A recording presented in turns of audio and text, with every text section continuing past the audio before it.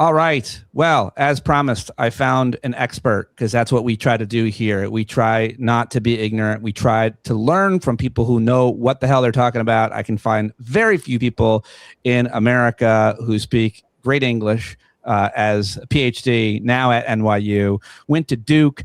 Professor Dr. Alejandro Velasco joins me now. Really happy to have you here to learn from you. Thank you so much for doing this. No, thank you. I really appreciate it. My first question is, why should it be in the public's interest, the American public, the listener of American podcasts and shows, to listen to voices and experts who understand Venezuela's culture and history and economics and politics? I mean, in part for the obvious reason, right? Because the U.S. now has a very significant stake in Venezuela, quite literally, as well as more figuratively. And so, that in itself should suggest that there should be some attention paid by the American public beyond just headlines in media. But I think the deeper reason is because precisely, before this moment of U.S. intervention in Venezuela, as we saw over the weekend, a lot of the discussion on Venezuela was really polarized, and I would suggest like pretty simplistic, right? It's sort of like Maduro and Madurismo and everything that he represented in terms of the prior era of Hugo Chavez's rule, bad, negative, communism, etc.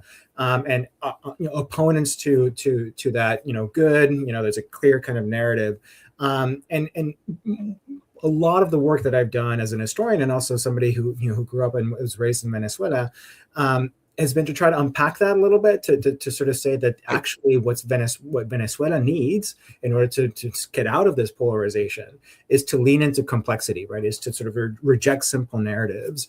And so I think at this heightened moment of really deep stakes, we really need to lean on a more complex reading of the situation rather than just, be satisfied with a simple narrative. I really appreciate that about that answer and your work. And I like to think that's what I'm trying to do here, is get to the nuance and the gradation of things. And everything is so complex as opposed to what people are posting right now in one or two words on Facebook or whatever else. See, socialism always fails, or Trump's not a king, and all these ridiculous things, political, and obviously liberals and progressives who are just often as ignorant about this, but maybe a little bit more curious about it. That's why we have to talk about the complexities. The other main question, I feel like in this era that we're in now with AI, and you can find whatever truth you want, it still feels imperative to me to try to understand the interest of the people most impacted, the Venezuelan people. How complex is their reaction to what has just transpired on their country? Is there a lot of complexity there?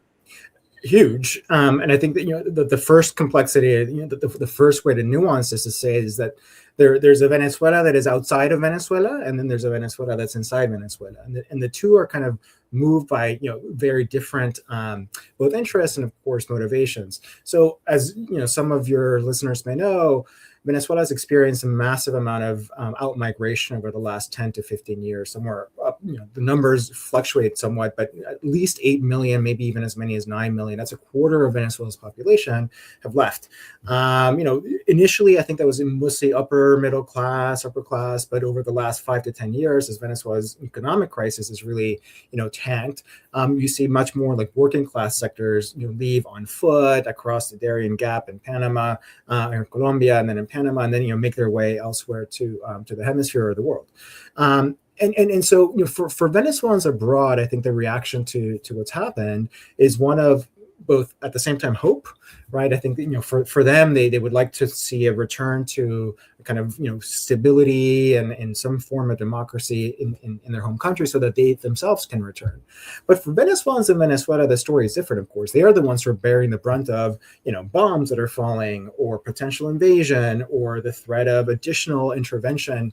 And, we've already seen upwards of 80 people killed as a result of the raid on over the weekend, right? And so for them, and of course, they're also, under the specter of a really authoritarian government that has made no, apologies for repressing the population when it feels like it's in its interest. So, for both of them, there, for these two Venezuelas, there's a very mixed reaction. And I would summarize it in this way, which is, okay, Maduro is gone, but everyone in Maduro's inner circle remains. And so what do we do with that? The Trump administration took this measure of intervening in Venezuela, but now it's saying it's running the country and it wants its oil. How do we measure that against our aspirations for democracy? It seems like, messages were mixed, wires were crossed at some point. And so there's a sense of, okay, things have changed, but have they really? Where do we go to find reliable reporting on what's happening right now in Venezuela? My understanding, well, not only in this case, but in any case similar, the next 3 days, few weeks are the most crucial. So much happening right now in that country. I'm guessing, how do you know? How do you know what's happening? Who is involved? Who has interests? Who is in charge? Who's got the power? The best way, at least the ones that I found out, is to just read very widely, right? And then try from that wide readership of opinions, folks who are in Venezuela, folks who are out of Venezuela, folks whose primary interest is thinking about geopolitics, and those whose primary interest is thinking about conditions on the ground, and from that try to develop a sense of the full picture, rather than trying to find just a single source. There has been reliable reporting from some mainstream sources, New York Times, Washington Post. They have reporters close to the ground with a lot of sources in there. But then there's also smaller sources, media sources that people could have access to, that straddle the political divide. But there is no single source, or even two or three, that I might recommend. I think you really need to kind of just jump in there and try to read as much as you can. The one thing I would say to anyone who's just doing this for the first time is, steer clear of people who tell you that they have the answer. Right. Like, I feel like that is the clearest indication that, what they're trying to project is sort of a sense that, things are very simple. And in fact, a lot of this is about nuance. Such an important point, and one I always try to make, especially checking your own bias. Very easy to fall into it. This is all about oil argument, and it's pretty simplistic, and we've certainly seen it before, and someone might argue it's always been the way of the world, but yet this is a little bit different, and for a lot of different reasons it would feel. But this, our leader, I feel like, I don't know what the hell I'm talking about, doctor, but I feel like it's because Trump is a kleptocrat. He's just a thief. And that's not like the Bush administration. That's not like any other Western leadership in a way I feel like we've ever seen. And we can argue about the rest of the world, but I feel like that matters. I feel like this is about his close circle and them enriching themselves. And the more I'm reading, the more I'm finding the oil industry themselves wasn't really asking for this and is suspect about it, because my understanding is you need to be able to have security before you can pump oil. Like, reliable investment matters. So am I making any sense with this? Completely, and in many different ways you're making sense. I think if you think about the oil companies themselves, I mean, the reality is that Venezuela's oil industry is severely depleted, and that's because of mismanagement, corruption, lack of investment, etc. And so the idea, which is I think something that we've heard from Trump over the last 48 hours is, the oil companies just stand at the ready, they're going to go in there, they're going to invest, and everything's going to be great. The level of investment that's required, both in terms of money and also in terms of time, to say bring back Venezuela's oil industry to a point where it can pump 3, 4, 5 million barrels a day. Right now, it can only pump about 1 million barrels a day, is so significant, right? That either they're deluding themselves into thinking that this is going to be like a simple, easy operation, or in fact, what they're saying is, we are prepared to be in there for a very, very long time, right? And so either way, I think they're lying either to themselves or to the American public. That's on the one hand. But on the other hand, you're totally right. It's not just about oil. It's about many other agendas that are converging at this moment in the Trump administration, as well as things that are shifting in the Venezuelan government. So what's other agendas in the Trump administration are Marco Rubio, whose interest is not Venezuela. His interest has long been stated interest, getting rid of the regime in Cuba. Right. So for him, Venezuela is just a a stepping stone towards this larger project. And you have people like Pete Hegseth, whose primary interest is to both literally, as we've seen, and figuratively flex the muscles of a more like robust U.S. military in the world. And then you have Stephen Miller, who's who has made no secret of his desire to get rid of as many migrants and immigrants in the United States as possible. And so it's in their interest to say like, oh, great, Venezuela is stable now. All of you Venezuelans who've come over the last 10 years leave. Right. So all these interests are converging. And it's hard to say like which one of these is at any given moment the primary one. It seems like, what they're seeing, they're throwing kind of spaghetti to the wall and seeing what sticks in terms of a message to the American people. But it's unclear if any of it is landing. I would take your domestic political analysis above most people, but I talk to a lot of smart people about domestic politics. I'll just ask you this one question about the first factor you mentioned there, which is domestic politics, which is why everybody seems to be saying, all the smart people I like and trust seem to be, this is probably the most specific wag the dog operation we might have seen ever by an American president, meaning he's in trouble domestically at home. The Epstein files, obviously the Jack Smith thing came out, testimony. A lot of people were talking about that, but the weather was right and the moon was low and they knew exactly where their boy was and they went and snatched him. That's what this was. This was a police action. It would seem there's not a huge occupation, but this was to not only wag the dog to distract, but also it would seem to adhere to this new crazy protectionist American first strategy, as well as tell all of our hemisphere, we will come and take you in the night and that'll be it. So what is your thoughts on just that before we move back specifically to Venezuela? I mean, whatever semblance there was of an international order based on a rule of law is, of course, now I cannot imagine anybody being able to make an argument for it at this point.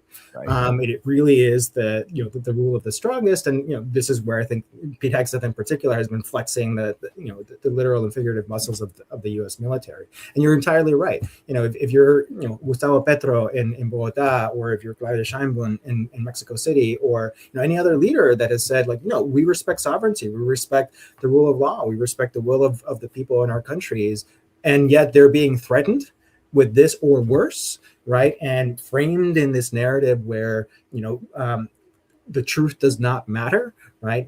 The truth here is that Venezuela is not a chief exporter of cocaine or even fentanyl, certainly, that there are no reported links of, Hezbollah or Hamas in Venezuela, that the claim that Venezuela has emptied its jails and sent them to the United States, there's zero evidence of that. And yet they're using these narratives now to cast aspersions on Colombia and Mexico and governments that they don't see. So, that's absolutely true. There is this kind of wag the dog component, but it's also part of a much larger hemispheric and, in fact, global project, not just to reassert U.S. hegemony, but really to recast it as completely above the law. Like this is, we don't even have to give pretense. We just do what we want because we can. Yeah. Yesterday, as Stephanopoulos asked Rubio, what legal authority do you have? And Rubio, he's like, what are you talking about? What do you mean? We don't need it. We have the Department of Justice said that he's a bad guy, so we went and we got him. I mean, it's a way to think. I have two daughters who are teens and preteens, and we talk about like what would it be if this happened, right? To try to think about logical arguments and logical flaws. And so if you think about, okay, what if, say, Russia in a Russian court decided that a U.S. official had violated Russian law, and they had some commandos in the middle of the night snatch that person, bring them back to Moscow, and try them in Russian courts according to Russian law. I think the reaction would be pretty negative. I think your daughters are probably smart, and they're like, it depends which American they grab. There's a few. That's right. Exactly. It's a great parallel. Obviously, it's an insane argument. One other just real quick stupid question, which is, I do think that it's one thing to remove a very unpopular leader, which of course Maduro had become to the Venezuelan people, much less apparently the diaspora. it's another thing to remove a popular leader like I think Sheinbaum is currently in Mexico, much less the leadership of Cuba or anywhere else in Latin America, certainly Colombia. Like, it's one thing to do it in this country with this person, and entirely different to decapitate the regime of almost every other Latin American country, much less Greenland. What are your thoughts? Yeah, for sure. And I think, what we saw over the past weekend, besides, of course, all the, the dramatic, images and what it means for precedent and international law, et cetera, is also a kind of modus operandi where as long as we can do something dramatic that has minimal or no risk to U.S. personnel, but has the maximum kind of projection of power, we're willing to do that. Right.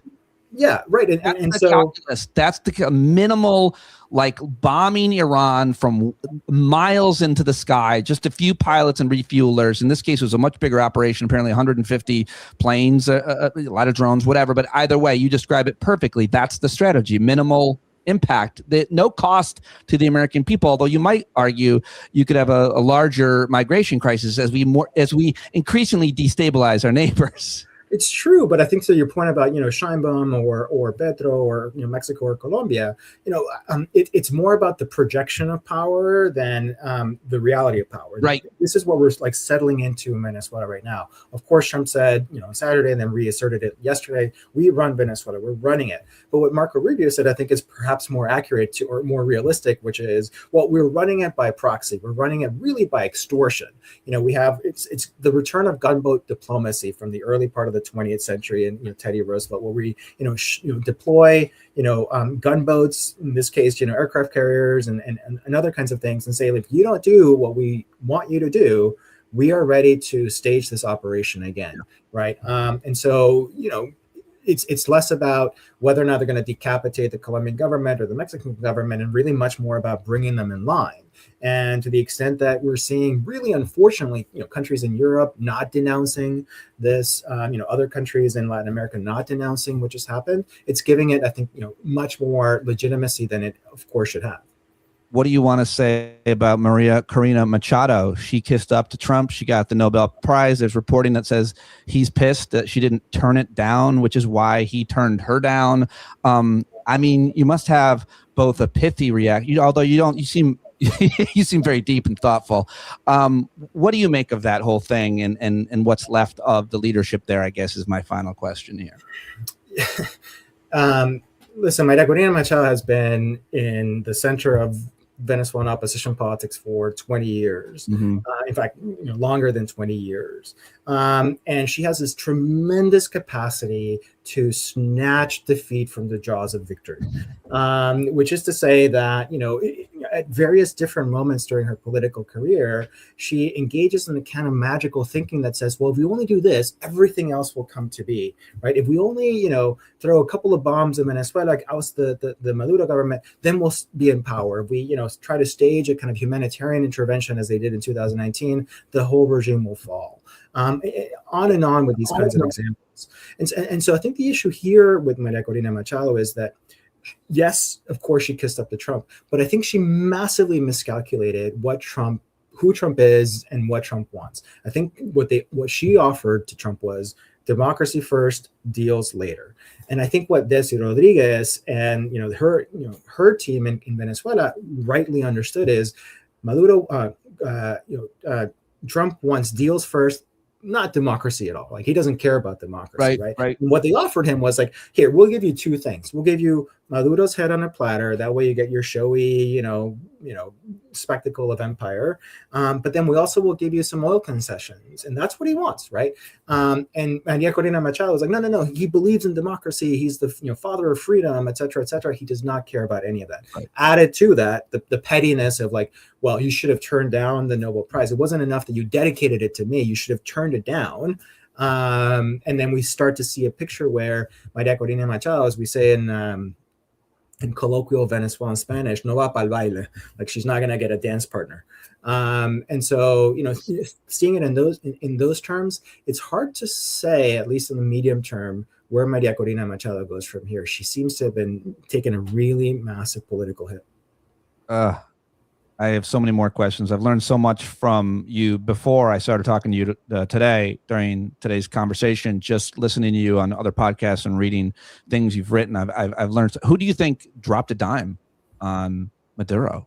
I mean, someone was telling the CIA exactly where he was all the time. Was it? Who knows? I think that information will come a little bit later. What does seem to me, at least, very plausible is that, at some point, not too long ago, maybe a week, maybe a little bit over a week ago, Delcy Rodriguez, her brother Jorge, the defense minister, Vladimir Parino Lopez, and the other strong player in Venezuelan politics, Diosdado Cabello, they all decided that in order to stay in power, they needed to give the Trump administration something. And Maduro was that final piece that had not kind of come together. And they decided that if they could stay in power, they were willing to give him up. Now, in terms of the actual, who was feeding information about the goings on, could have been any of them, right, at the behest of any of them. So that information is still forthcoming. And finally, who lobbied Marco Rubio for this for years? Were there individuals, organizations, interests? Marco Rubio didn't need lobbying. It's his own kind of political history and views on the region and the. Yeah, he did not need any convincing. I will say this: I do think that the major role that Maria Corina Machado and her wing of the Venezuelan opposition, which is, it should be noted, is not univocal, the Venezuelan opposition.